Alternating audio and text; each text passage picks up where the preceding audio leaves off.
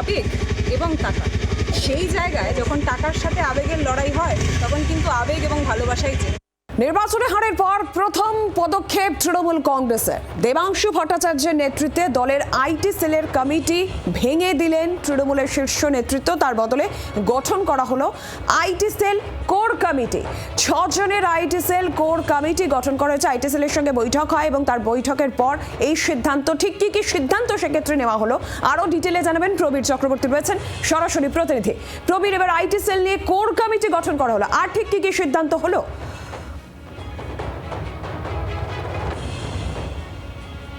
দেখো নীলাঞ্জনা, গতকাল প্রথম আনুষ্ঠানিকভাবে কোনো বৈঠক করলেন তৃণমূল সুপ্রিমো মমতা বন্দ্যোপাধ্যায়, ছিলেন অভিষেক বন্দ্যোপাধ্যায়। সেখানে প্রথমেই দলের আইটি সেলকে ডেকে নিয়েছিলেন তৃণমূলের শীর্ষ নেতৃত্ব। সেখানে প্রায় 200-এরও বেশি আইটি সেলের যারা সদস্য তারা উপস্থিত ছিলেন আইটি সেলের যিনি প্রধান ছিলেন আগে, দেবাংশু ভট্টাচার্য, তিনিও ছিলেন। প্রথমত দেখা গেল সেই আইটি সেল, পুরনো আইটি সেল দেবাংশু ভট্টাচার্যের নেতৃত্বে সেটা ভেঙে দেওয়া হয়েছে, নতুন কোর কমিটি গঠন করে দেওয়া হয়েছে। এবার প্রশ্ন হচ্ছে, কেন প্রথমে আইটি সেলকে নিয়ে বসলেন তৃণমূলের শীর্ষ নেতৃত্ব?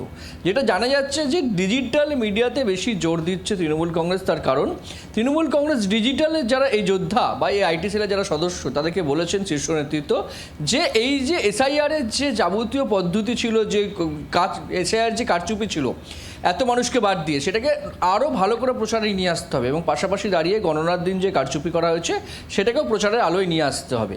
অর্থাৎ ডিজিটালের ওপর জোর দিচ্ছে তৃণমূল কংগ্রেস এই মুহূর্তে বেশি। সেক্ষেত্রে দাঁড়িয়ে এই বৈঠক গতকাল, এবং আগামী 15 তারিখে আরও একটি বড় বৈঠক ডেকেছেন তৃণমূল সুপ্রিমো। সেখানে সমস্ত নেতা নেত্রী, পরাজিত জয়ী সমস্ত প্রার্থীদের নিয়ে বৈঠক করবেন মমতা বন্দ্যোপাধ্যায়। সুতরাং এই বৈঠকগুলো কার্যত দেখা যাচ্ছে যে রাজনৈতিক মহল মনে করছে যে মাঠে নামার আগে একটা কৌশল, যে কোন কোন বিষয় রাস্তায় নামা যাবে। কারণ সরকার নতুন এসছে, সেই সরকারের বিরুদ্ধে এখনই বলার কিছু মতো জায়গা থাকে না বিরোধী দলের। কিন্তু তৃণমূল কংগ্রেসের কাছে এই মুহূর্তে দুটো হাতিয়ার বিধানসভার অন্দর এবং বাইরে আন্দোলন করা, সেটা হচ্ছে একটা এসআইআর বা গণনার দিন কারচুপি এবং পাশাপাশি দাঁড়িয়ে পোস্টপোল ভায়োলেন্স। এই দুটো ইস্যুকে নিয়ে তৃণমূল কংগ্রেস আগামী দিনে কিছুদিন রাস্তায় থাকবে বলে মনে করছে শাসক রাজনৈতিক মহল। কিন্তু তার আগে মমতা বন্দ্যোপাধ্যায় দেখে নিতে চাইছেন যে কারা এই আন্দোলনে, আগামী এই কঠিন আন্দোলনে পাশে থাকবেন, কারা থাকবেন না। তার জন্যই দফায় দফায় কালীঘাটের বাড়িতে বৈঠক করছেন তৃণমূলের শীর্ষ নেতৃত্ব। ধন্যবাদ প্রবীর।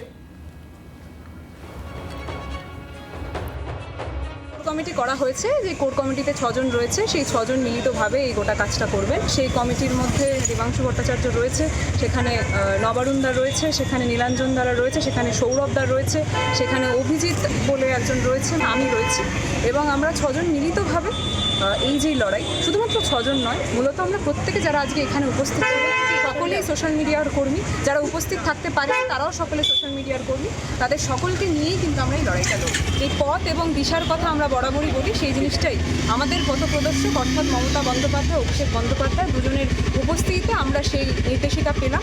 এবং সোশ্যাল মিডিয়ার গোটা টিম কীভাবে এবার কাজ করবে, এবার আমি আবারও বলে দিচ্ছি, আবেগ এবং টাকা, সেই জায়গায় যখন টাকার সাথে আবেগের লড়াই হয় তখন কিন্তু আবেগ এবং ভালোবাসাই জেতে। বাংলার আওয়াজ, বাঙালির আবেগ, জি 24 ঘন্টা।